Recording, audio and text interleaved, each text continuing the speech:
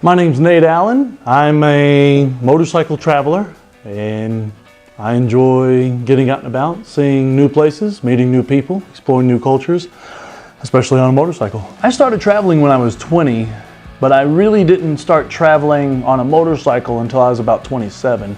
I would work for 6 months or 8 months or a year, save money and go travel for 2 or 3 months through Europe or Asia or South America.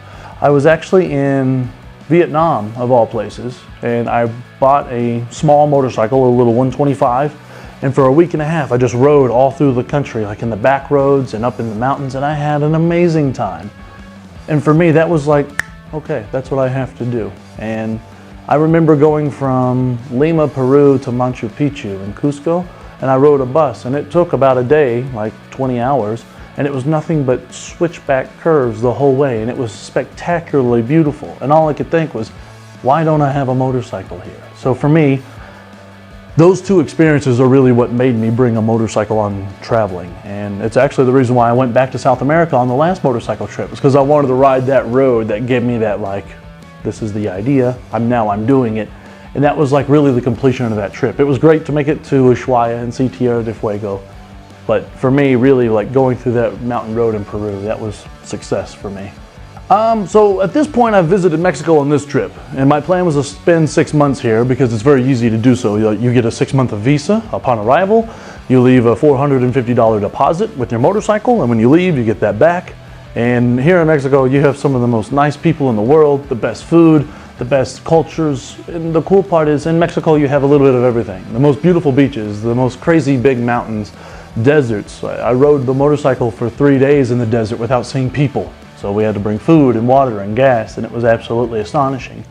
So the plan, once I get done here, is I'll go into Europe through the UK, pick up my motorcycle in Germany, and then I'll go pretty quickly through your European Union. I'll probably go through like Germany, the Czech Republic, Slovakia, and into the Ukraine. And my big goal is to make it through the Stan countries like Kazakhstan, Tajikistan, Pakistan, and into India, because you only have a small window of time that you can ride through there because the snow comes, and once it gets cold, like you need an ice bike or a snowmobile or something. It's ridiculous. So the plan is to make it very quickly through Europe and really spend the time like in the Stan countries and in India. And then I would really like to do the Road of Bones through Russia, ship the motorcycle from Russia into Alaska, the United States, and complete the Pan American Highway. Because I've already done the southern part of it on my last trip down to Ushuaia.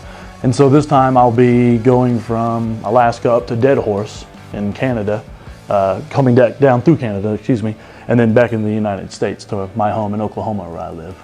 And once I get back home, I'm putting together an idea for a travel TV show, and it's basically about lifestyle design on $1,000 a month, which in the United States you can't live on that.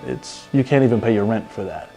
And the idea is to show you don't need $10 million in the bank to go ride a motorcycle. Bring a bike, have a little bit of a plan where you want to go, and just go, and then stay flexible. And the whole idea for the TV show is about lifestyle design.